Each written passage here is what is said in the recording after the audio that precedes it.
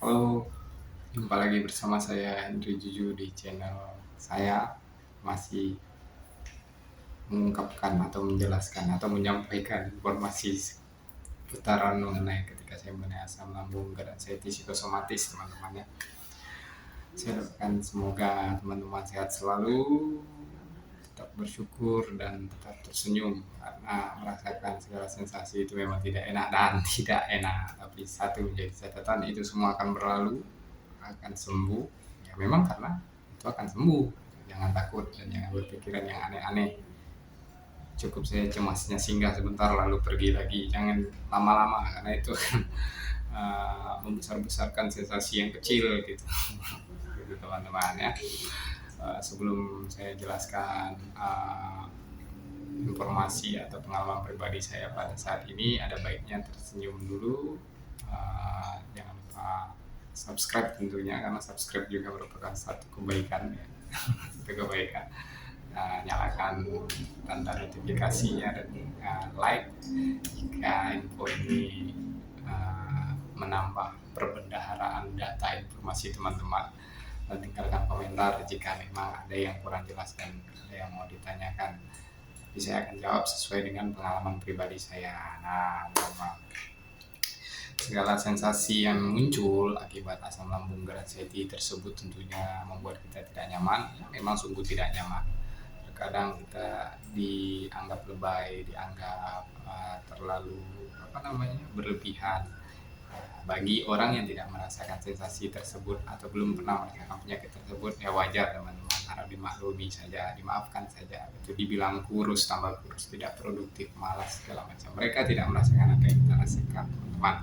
Jadi maafkan saja, karena itu akan menambah data negatif yang akan masuk ke alam bawah sadar kita. Ya. Senyumin saja, maafkan saja, tidak apa-apa.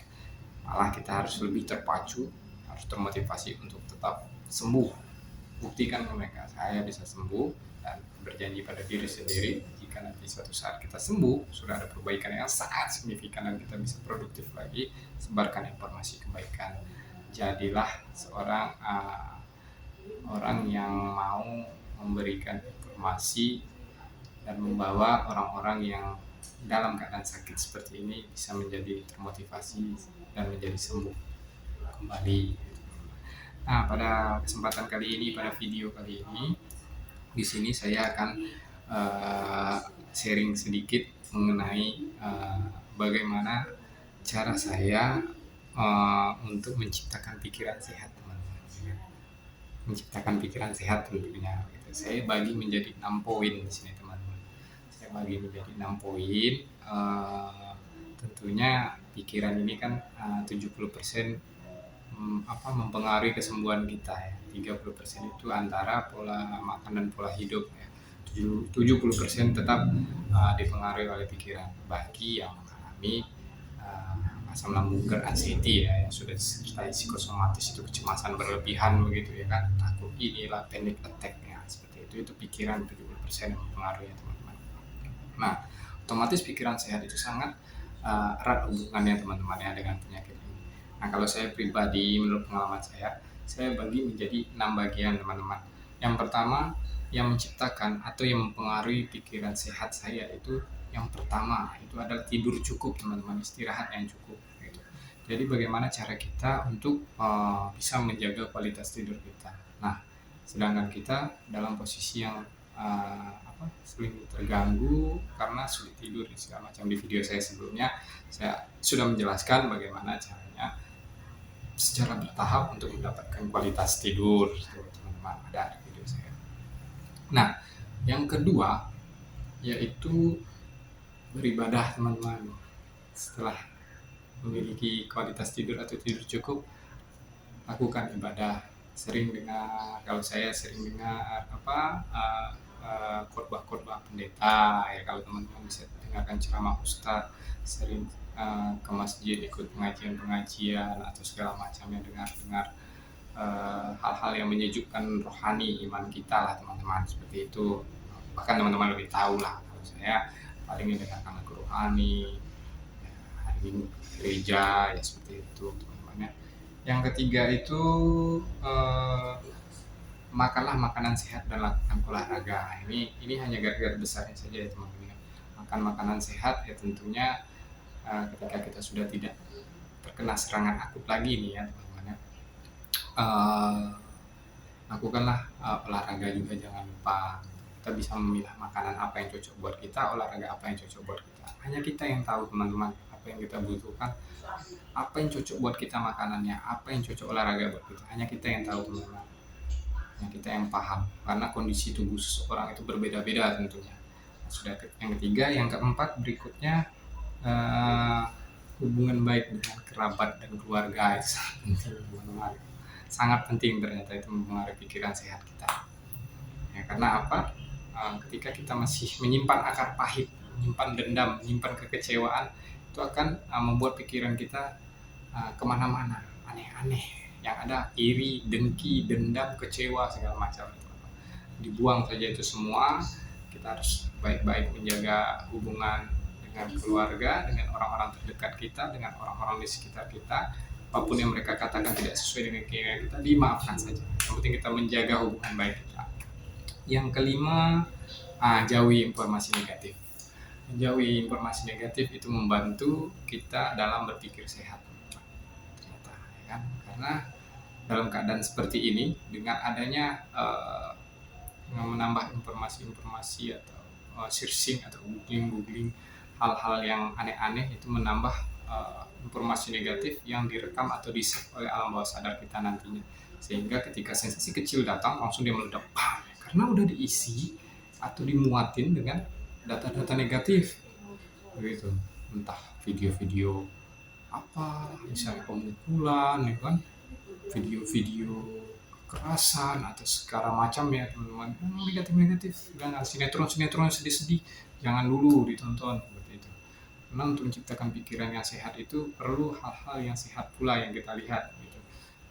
Kayak nonton video-video kebaikan, membantu ya kan, tolong menolong ya kan. Nah itu seperti itu. Nah yang terakhir, yang keenam ya, lakukan apa yang membuatmu bahagia teman-teman.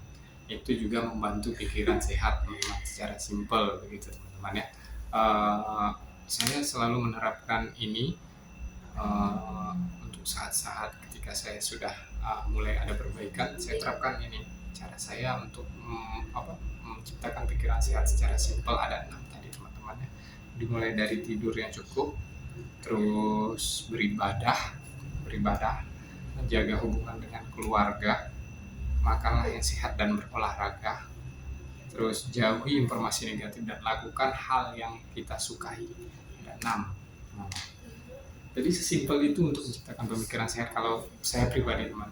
Itu pengalaman pribadi saya, sehingga saya sendiri bisa merasakan apa ya, efek atau dampaknya teman-teman dalam kesembuhan saya saat saya terkena asam lambung GERD anxiety teman-teman. Dengan pikiran yang sehat tersebut itu akan memicu terdorongnya informasi-informasi yang positif itu masuk ke alam bawah sadar saya gitu. Kan saya sudah nyaman tuh, sudah enak tuh pemikirannya, sehingga yang nantinya kecemasan saya akan mulai turun. Panic attack saya bisa menghilang dengan sendirinya teman-teman.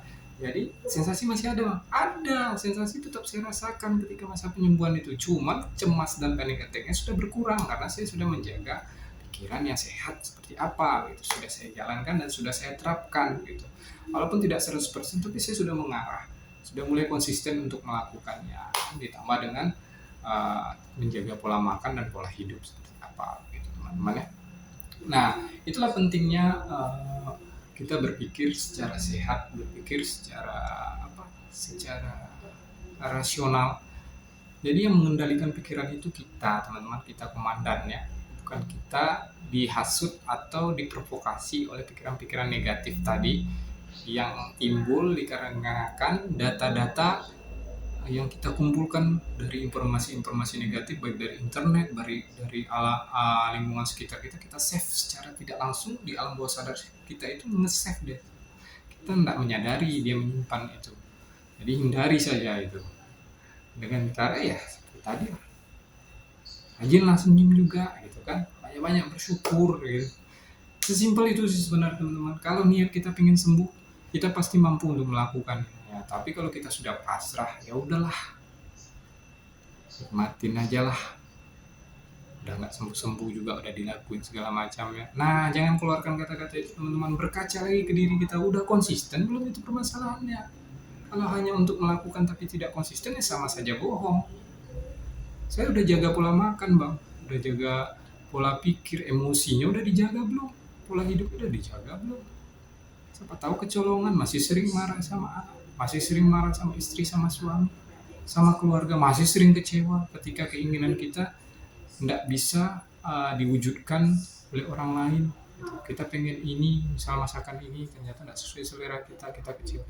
Masih ada itu ya susah juga buat mau sembuh gitu. Semuanya harus dijalankan dengan konsisten. Kita harus berpasrah tapi berusaha gitu. Jangan hanya pasrah udahlah makan aja lah segala macamnya. Kita udah jelas masih sakit tenggorokan, masih kelingan, dihantam semua makanan yang pantangan-pantangan untuk tenggorokan pedas berminyak ya. Ini kan sembuh-sembuh gitu. Jadi jangan salahkan keadaan, salahkan diri kita yang tidak konsisten, itu permasalahannya begitu. Sedangkan orang yang sudah konsisten saja masih sering kecolongan sedikit-sedikit, sensasi masih sering kabur, apalagi kita tidak menjaga 3P sama sekali. Gitu. Si simple itu teman-teman. Gitu. Ayolah, pasti kita semua bisa sembuh. Pasti, saya yakin pasti. Karena ini tidak berbahaya dan memang tidak berbahaya. Yang penting kita ya, yakin untuk sembuh, tetap semangat. Saya senang kita semua bisa sembuh. Bisa produktif kembali, bisa ceria kembali. Minimal ada perbaikan dari hari ke hari. Begitu. Pasti kalau itu dilakukan dengan konsisten. Ya, mungkin sekian dari saya, informasi yang dapat saya bagikan teman-teman. Mudah-mudahan bermanfaat. Kalaupun tidak bermanfaat, setidaknya saya mendoakan teman-teman untuk segera cepat sembuh dan selalu bersyukur dan tersenyum. Akhir kata dari saya, berbuat kebaikan adalah suatu kebaikan dan berbuat kebaikan itu adalah menular teman-teman. Salam hormat dari saya Henry 7. Sampai jumpa di video-video saya selanjutnya. Dadah, bye-bye.